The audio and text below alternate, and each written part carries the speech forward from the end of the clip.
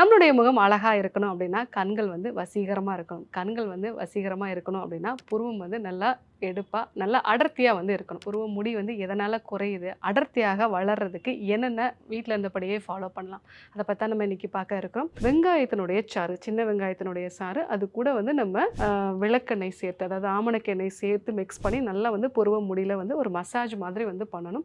Massage மாரி பண்ணிட்டு, அதுக்கப்புறமா நைட்டு தூங்க போயிட்டோம் அப்படின்னா, ரெகுலரா இத வந்து ஃபாலோ பண்ணலாம். அந்த மாரி ஃபாலோ பண்ணும்பொழுது நமக்கு இந்த புருவ முடி வந்து கொஞ்சம் அடர்த்தியா வளர்றதுக்கான வாய்ப்புகள் வந்து இருக்கு. இது இல்லாம நீங்க பாதாம் எண்ணெய் வச்சும் நீங்க வந்து மசாஜ் பண்ணலாம். பாதாம் எண்ணெயோ இல்லைன்னா ஆமணக்கு எண்ணெய் இல்லைன்னா வெங்காயச்சாறு இது எல்லாமே வந்து பார்த்தீங்க அப்படின்னா நம்மளுடைய புருவத்தில் இருக்கக்கூடிய மயிர்கால்கள் இது ஆரோக்கியமா இருக்கிறதுக்கு தேவையான சல்ஃபர் கண்டென்ட் கிடைக்கும். அதே மாதிரி நல்ல கொலாஜனும் வந்து நமக்கு கிடைக்கிறதுனால புருவ முடி வந்து நல்லா அடர்த்தியா வந்து வளரும். புருவங்கள்ல உண்டாகக்கூடிய முடி உதிரல் இதற்கு முக்கியமான காரணம் தைராய்டு சம்பந்தமான பிரச்சனைகள், சில சத்து குறைபாடுகள். ஸோ இந்த 2 விஷயத்தையும் நம்ம வந்து சரி செய்யும் பொழுது புருவ முடி அப்படிங்கிறது ஆரோக்கியமா வளர ஆரம்பிக்கும். கூடுதலாக நம்ம வெளியில பயன்படுத்தக்கூடிய சில விஷயங்களையும் நான் வந்து சொல்லியிருக்கேன். இதையும் நீங்க பயன்படுத்தி பாருங்க. உங்களுடைய முகம் வசீகரமா இருக்கணும் அப்படின்னா இந்த புருவம் வந்து ஆரோக்கியமா இருக்கணும்.